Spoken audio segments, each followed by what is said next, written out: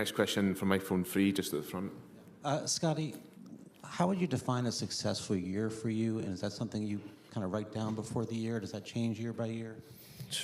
It doesn't really change year by year. You know, I don't look at wins and losses or stuff like that. I don't sit down at the beginning of the year and say I want to win X number of times. I want to win this many majors. I want to win this many tour events. That's not something that I do. That's not something that works for me. You know, I have some dreams and aspirations that I'm always striving towards, but at the end of the day, I try to stay present. I try to practice hard each and every day. And I feel like for me, when I start looking too far into the future, I think I'm a bit of a procrastinator. That's how I always was in school. And so if I wanted to look at my career and say, I want to win, let's say 5 majors, you know, I think sometimes when you're a human, you just have that invincibility where you're like, I'm just going to play professional golf my whole life. Like, this stage is never going to end. But you know, ultimately it's not, and I'm only going to be doing this for a finite amount of time. And so what works best for me is just to stay present, continue to put in the work, which I would argue is probably the most fun part for me. I love being able to practice, and that's what I enjoy doing, and you know, just trying to get the most out of myself each day.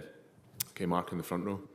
Hey, Scotty, it seems to me that you care about as much about being ranked #1 as you do about being a favorite here, which is not a lot. I don't know if that's a fair assessment, but there's a lot of guys that we've encountered over the years have been uncomfortable being at the top at #1, and I'm curious, what about you do you feel like makes you feel so comfortable?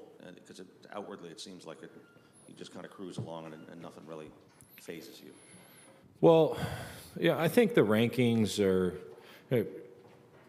being #1 in the world is a great accomplishment. I think as a golfer, I think as a professional to be ranked as the best in the world, I think is a huge career accomplishment. I don't think that it should be taken lightly, but you don't become #1 in the world by thinking about rankings. You don't stay #1 in the world thinking about rankings. You know, each tournament is its own challenge, and you know, it's funny. It's like look at this week, for example. What's the best case scenario? Is I win this golf tournament, and then I'm going to show up in Memphis, and it's like, okay, listen, you know, you won 2 majors this year. What are you going to do this week?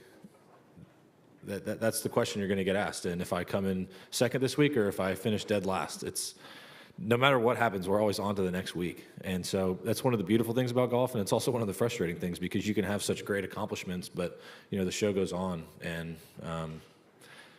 that's just how it is. You know, it's great to win tournaments. It's a lot of fun. Sometimes the feeling only lasts about 2 minutes, it seems like, you know, when you're celebrating, and then it's like, okay, now you got to go do all this other stuff, and which is great, but you know, sometimes the feeling of winning only lasts a few seconds, and you know, it's pretty exciting and fun, but it just doesn't last that long. When you talk about the show goes on, which it does. What would be the longest you've ever celebrated something, and what was the most crushing loss or the time it took to get over one? You know, I think it's kind of funny. I think, you know, I think I said something after the Byron this year about, like, it feels like you work your whole life to celebrate winning a tournament for like a few minutes. It only lasts a few minutes, that kind of euphoric feeling.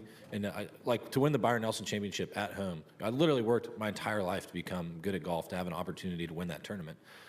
And you win it, you celebrate, get to hug my family, my sister's there. It's such an amazing moment. And then it's like, okay, now what are we going to eat for dinner? You know, life goes on.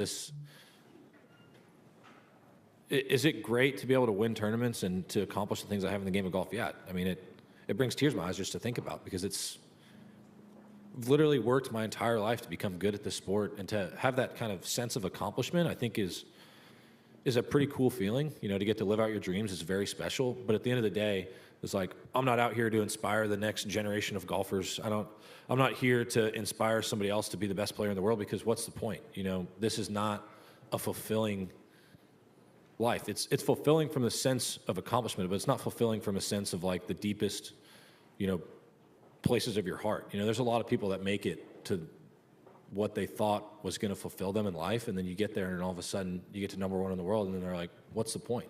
And you know, I really do believe that, because you know, what is the point? You're like, why do I want to win this tournament so bad? That's something that I wrestle with on a daily basis. It's like showing up at the Masters every year. It's like, why do I want to win this golf tournament so badly? Why do I want to win the Open Championship so badly? I don't know, because if I win, it's going to be awesome for about 2 minutes. And then we're going to get to the next week, and it's going to be like, hey, you won 2 majors this year. How important is it for you to win the FedEx Cup playoffs? And it's just like, we're back here again, you know? So we really do. We work so hard for such little moments. And, you know, I'm kind of a sicko. I love putting in the work. I love being able to practice. I love getting out to live out my dreams. But at the end of the day, sometimes I just don't understand the point, you know, because I don't know if I'm making any sense or not, but am I not? It's just one of those deals, you know. I love the challenge. I love being able to play this game for a living. It's one of the greatest joys of my life. But does it fill the deepest, you know, wants and desires of my heart? Absolutely not. What do you find fulfilling? I mean, I love playing golf. I love being able to compete. I love living out my dreams. I love being a father. I love being able to take care of my son. I love being able to provide for my family out here playing golf. And, you know, every day when I wake up early to go put in the work, you know, my wife thanks me for going out and working so hard. And when I get home, I try and thank her every day for taking care of our son. It's just, you know, that's why I talk about families being my priority, because it really is. You know, I'm blessed to be able to come out here and play golf, but if my golf ever started affecting my home life, or it ever affected the relationship I have with my wife or with my son, you know, that's going to be the last day that I play out here for a living. You know, this is not the be-all, end-all. This is not the most important thing in my life, and that's why I wrestle with, why is this so important to me? Because, you know, I would much rather be a great father than I would be a great golfer. You know, that at the end of the day, that's what's more important to me. But I think that's why I asked the question the way I did. What is losing like for you? It sucks. I hate it. I really do. You know, But that's part of the competition. that is, and I think that's why we try to work so hard to not lose. But golf's a game where you just lose a lot more often than you win. I mean, that's just a simple part of it. You know, in basketball or football, when there's only 2 guys out there, you can win a lot more than you lose.